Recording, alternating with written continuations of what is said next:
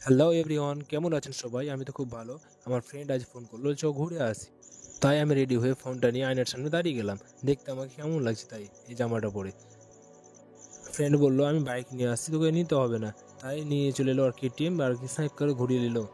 কোথায় যাচ্ছি আমরা? তোমরা প্রথম থেকে ভিডিওটা পুরোটাই দেখো, তাহলে বুঝতে পারবে। তারপর আমরা বেরিয়ে পড়লাম।